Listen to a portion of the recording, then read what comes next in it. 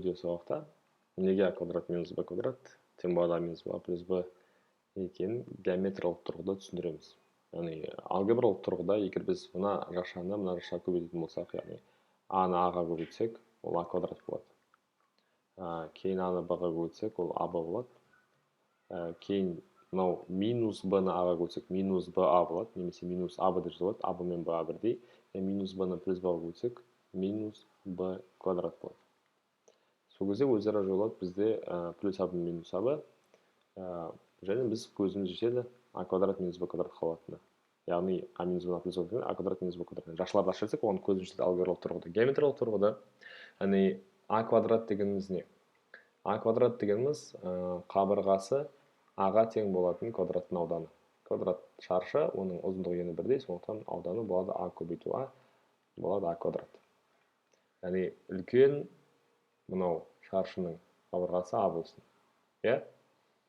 Енді б квадрат дегеніміз ол басқа бір шаршы, ол қабырғасы б-ға тең квадраттың ауданы. Ұзындығы ені бірдей, б-ға көтсек б квадрат шығады. Мынау болсын, мына жері б болсын. Олай болса, мына жерде бізде б болады. Мынау бізде а болады. Енді егер біз а квадраттан б квадрат азайту керек болса, мына үлкен а қабырғасы а-ға тең шаршының ауданынан кішкентай қабырғасы б-ға тең шаршының ауданын азайтып тастаймыз. Яғни мынадан мына жерді қиып аламыз. Сол кезде егер мына жер б болса, онда мына жерде б болады. Және жоғары қарай. Мына жер кішкентай жер б болса, онда мына да б болады. Егер біз мына үлкен жасыл шаршыдан мына бұрышын кесіп алып тастайтын болсақ, мына жер жоқ болып кетсе, онда мынандай бір фигура қалады. Оны тіктөртбұрышқа дейін толықтырайық. Ол үшін қараңыз, мына қалған жер толығымен а, мына жер б кесіліп алынды. Сол кезде мына қалған жер а минус б болады.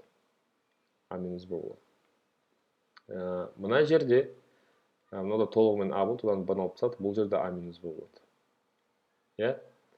Енді мен мына жер б болғандықтан, мына жер а минус б болғандықтан, мынау да б а минус б болғандықтан, мына екі тіктөртбұрыш бірдей екенін көріп тұрмын. Олар бірдей болса, мен мына тіктөртбұрышты қиып алайын мына жерден. Қайшымен былай қиып алайын. Былай және былай. Сосын мына тіктөртбұрыштың қасына барып толықтырайын. Мына жерге барып толықтырайын. Сол кезде мына б мына болады. Және мынау а минус б болып қала береді әрине. Сол кезде менде жаңа бір тіктөртбұрыш пайда болды.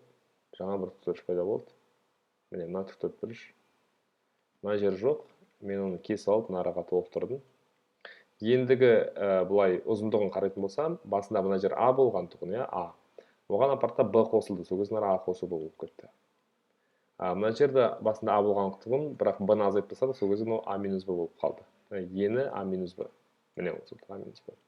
Демек, мына тіктөртбұрыштың ауданын табу керек болса, тіктөртбұрыш ауданы ұзындығын еніне көбейтілсе, сол кезде ол болады мына ұзындығы ол а плюс б. Көбейтілген мына еніне ол а минус б. Яғни бұл шыққан аудан мына ауданға тең. Неге? А квадрат деген үлкен шаршының ауданы азайту б квадрат деген бұрышын кесіп алған кезде мына қалған жердің ауданы мен мына жердің ауданы бірдей болды. Яғни а квадрат минус б квадрат расында да а плюс б а минус б-ға тең екен. Бұл геометриялық тұрғыдағы дәлелдеу.